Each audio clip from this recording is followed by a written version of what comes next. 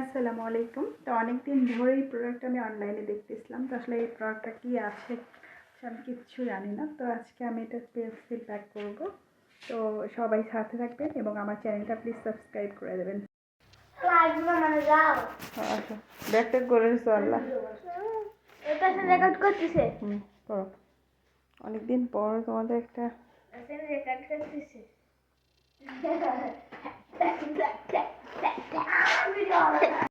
তো ছেলেরা স্কুলে পাঠাই দেওয়ার পর থেকে তো ক্ষুধা নিবারণ করার জন্য আমি চলে আসলাম বাসায়।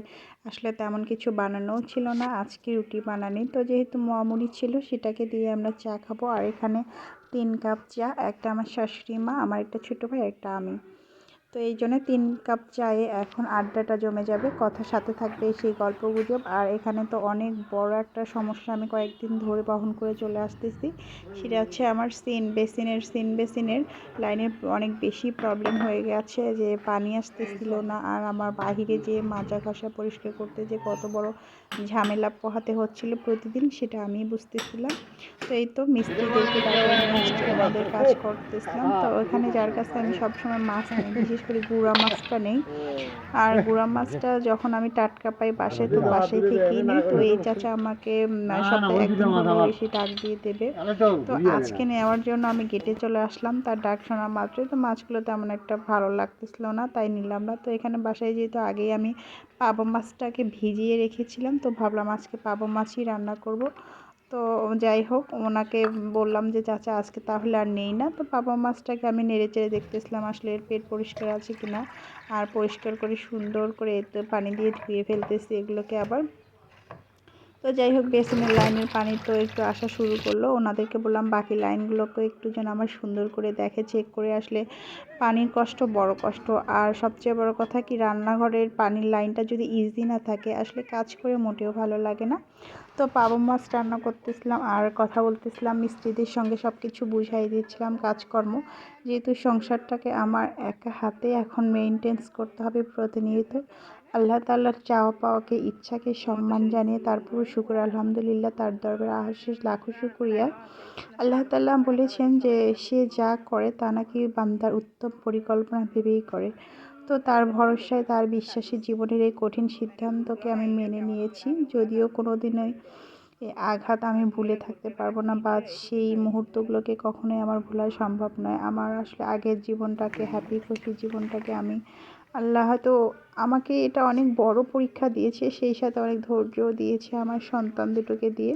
তো এখানে অনেক মরিচ কিনে নিয়েছি। আর মরিচ দিয়ে আজকের পুরো ব্লগে থাকবে একটা বিশেষ টেকনিক, মানে ঘরোয়া টিপস, মরিচ কীভাবে সংরক্ষণ করি আমি, তার একটা টিপস আপনাদের সঙ্গে শেয়ার করব। তো শেয়ার করব এই জন্য আমার পুরো ব্লগ ভিডিওটাতে আপনাদের সঙ্গে আমাকে খুব দেখতে হবে, যত্ন সহকারে দেখতে হবে। তো এই তো আলু সিদ্ধ চড়িয়ে দিয়েছি। তো গ্যাস যেহেতু অল্প, আর সাশ্রয় করতে গেলে আমাদের মধ্যবিত্ত সংসারে আমাদের লাকড়ির চুলোতে রান্নাবান্না করতেই হয়। কেননা গ্যাসের যে প্রচুর ডিমান্ডেবল খরচ, আসলে আমাদের এই মধ্যবিত্ত পরিবারে তা কখনোই বহন করা সম্ভব নয়।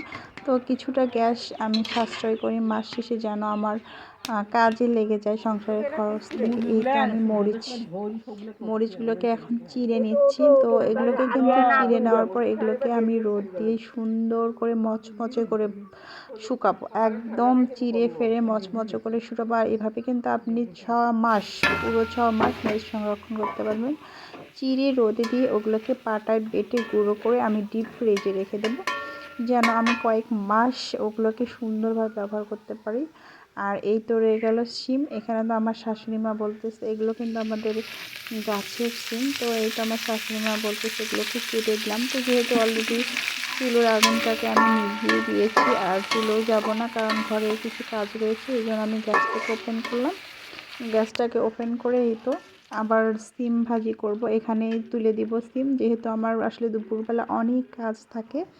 অনেক কাজের মধ্যে আসলে কি চুলায় যাওয়া হয় না। আর লাকড়ির চুলায় গেলে কিন্তু একটা হাতেই সবটা দৌড়ঝাঁপ করে করা হয় না। আর গ্যাসে রান্না করলে কিন্তু অনেক কাজই গুছিয়ে নেওয়া যায়, অনেক কাজই ধীরে ধীরে গ্যাসের চুলোর আঁচটা স্লো করে দিয়ে আপনি অনেক কাজই করতে পারবেন। আসলে লাকড়ির চুলায় গেলে কি সব কিছু একদম কেটে ধুয়ে রেডি করে নিয়ে তারপরে লাকড়ির চুলায় বসতে হয়। আর লাকড়ির চুলায় বসার পরে কিন্তু উঠা নামা দৌড়ঝাঁপ করতে একটুও ভালো লাগে না, খুব বিরক্ত লাগে। এখান থেকে ওখানে, ওখান থেকে এখানে ডালা, কুলন, হলুদ, লবণ সব কিছু নিয়ে যেতে হয়, আবার নিয়ে আসতে হয়, একটু বিরক্ত লাগে। তো এই জন্য ভাবলাম আর চুলোয় যাব না, এখন আমি বাকিটা গ্যাসেই শেষ করে ফেলবো, যেন বাকি কাজগুলো আমি চুলোর আঁচটাকে একটু সামান্য জালে দিয়ে আমি বাকি কাজগুলোকে করতে পারি। এই তো সিম ভাজিটাকে, আসলে সিম ভাজির মধ্যে প্রচুর বিচি না থাকলে যেমন আমিও খেতে পছন্দ করি না, তেমনি আমার ছেলেও খেতে পছন্দ করে না। আমাদের প্রথম কথা, সিম ভাজি হবে ধনেপাতা দিয়ে, তবে সেটাতে প্রচুর পরিমাণ বিচি থাকতে হবে। আর প্রচুর পরিমাণে বিচি থাকলে কিন্তু সেই সিমটা অনেক বেশি টেস্টি লাগে। তো এই তো সেই পার্সেলটা, যে পার্সেলটাকে আমি ভিডিও প্রথমেই আপনাদেরকে দেখিয়েছিলাম। তো অনেক দিন ধরে এই পার্সেলটা আমি আসলে দেখতেছিলাম, বিভিন্ন পেজে বিভিন্ন আপুদের রিভিউ দিচ্ছে। আসলে দেখার পর আমার মোটামুটি সিম্পল জিনিসগুলো কিন্তু আমার খুবই পছন্দ। বিশেষ করে এই ঘর সাজানোর ডেকোরেশনগুলোতে সিম্পল জিনিসগুলোকে একটা গর্জিয়াস দেওয়া যায়। তো এই কথা ভেবে আমিও মানে এই ইয়েটাকে অর্ডার করে ফেললাম।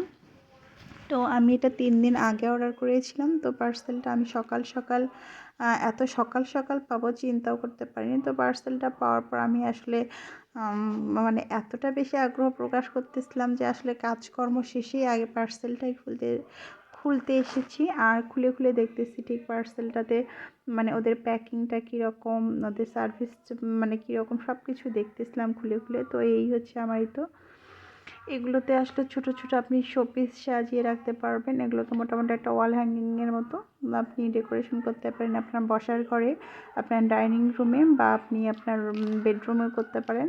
তো খুব সুন্দর, আসলে অরিজিনাল সব কিছুই কাঠের। আর এটা যে কী কাঠ আমি ঠিক জানি না, তবে মেবি মনে হচ্ছে এটা মেহগনি কাঠে হবে। তো মেহগনি কাঠের মধ্যে এগুলোকে কালার, এটাও কিন্তু পুরো ফ্রেমটাই কিন্তু ব্ল্যাক হলেও কিন্তু এটা কিন্তু কাঠ ফ্রেম, আপনারা আবার ভাইবেন না এটা প্লাস্টিক, এটা পুরোটাই কাঠের। আর এটাকে এই তো পিন দিয়ে সেট আপ করার জন্য ওরা আমাকে পিন দিয়েও দিয়েছে, কীভাবে সেট আপ করতে হবে সেটা ভিডিও দিয়ে দিয়েছে। তো ওদের প্যাকিংটা এত সুন্দর, মাশাআল্লাহ আমার অনেক ভালো লাগলো। আপনি চাইলে আপনারা অর্ডার করতে পারেন।